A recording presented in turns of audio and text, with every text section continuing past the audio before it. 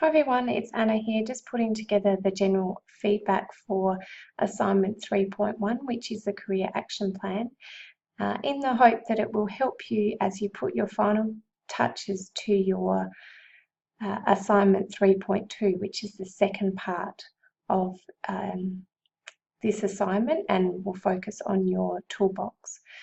So in this particular assignment, you used a template which you'll be using again for the second part of the assignment. So I'm just going to go through some general feedback which will be able to help you with that, and then at the end there's a little bit of feedback that you can read in regards to the actual action plan content of the assignment. So when we're putting together our template, we're obviously working with what's provided and making sure that we're answering each section of the template. As with the other assignments, there's a focus on written communication as part of our marking criteria. So what we're looking for here is for you to be able to communicate your ideas clearly, making sure that you have proofread your work and that you've constructed your answers in a really clear and concise way, rather than just using dot points or just one-word responses. We're looking for you to really demonstrate that you can communicate your ideas and articulate what you're thinking really well. So this is something that we're looking for, and in each assignment it's been slightly different because we've had a different focus of what the assignment is, but in the template we're looking for, and you've got restricted word count for some of the sections, we're looking for really clear, concise responses there. And when we say concise, it doesn't mean necessarily short dot points. We're actually wanting you to communicate your ideas without using too many words, but still structuring your responses. I think sometimes students get confused when we say concise and they feel that they just want us to give one word or a few words. We're actually still wanting you to communicate all of your ideas, but to take out all the waffle, as some people call it, or the spacer words in between. It's actually a skill and it takes practice.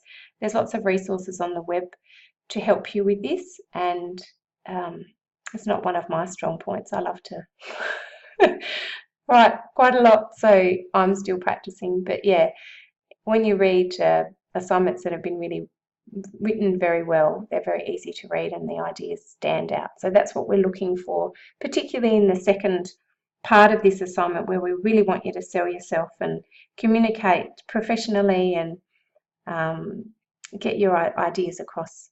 So that's something we're focusing on. Just a few points that were noted was just to make sure that you're consistent throughout your response, whether you're writing in the first or third person.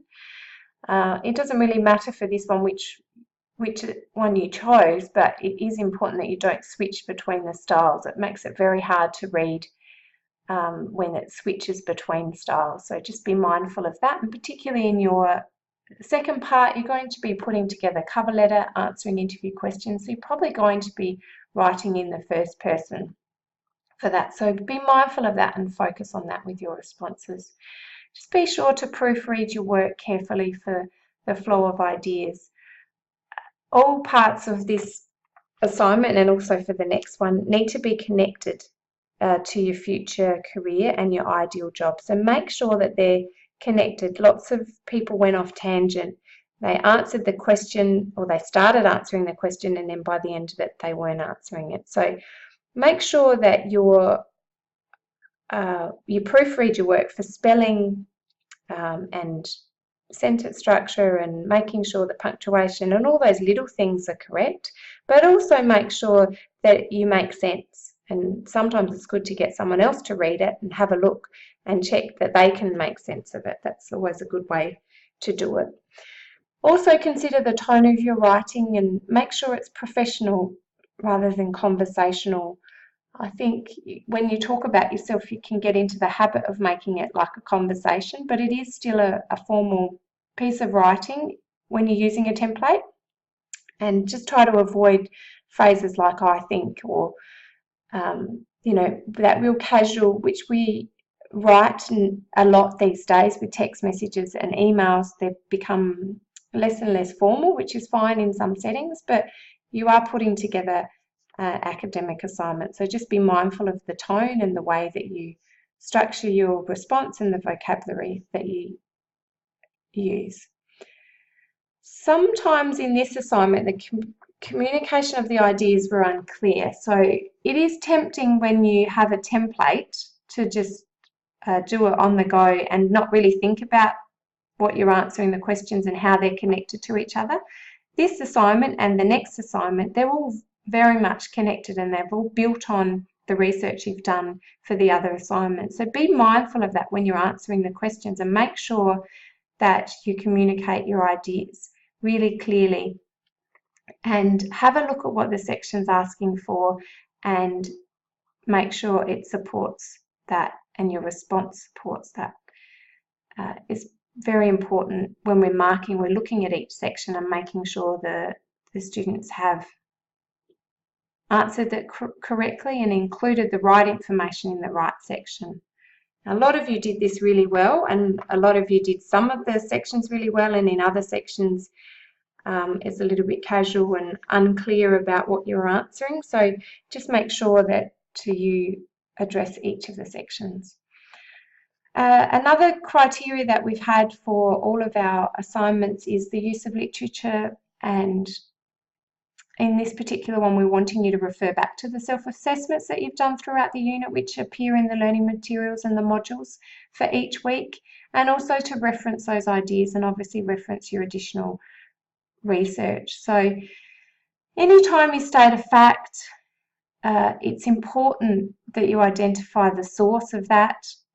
Lots of people write and it's very opinion based. There's lots of opportunities for you to bring in sources and undertake additional research to support what you're saying. So it's really important that you use high quality sources to support your writing, as it gives it credibility and it also demonstrates a good understanding of the concept. So we are looking for this, we looked for it in this assignment and we will be looking for it in the next part. And if you haven't listened to the collaborate session, I would encourage you to, because we did give lots of ideas about how you could use sources and what sort of research you can include in the different sections of this report. Even though you're putting together your toolkit, it is still an academic piece of writing and we're looking for you to have references and support your ideas.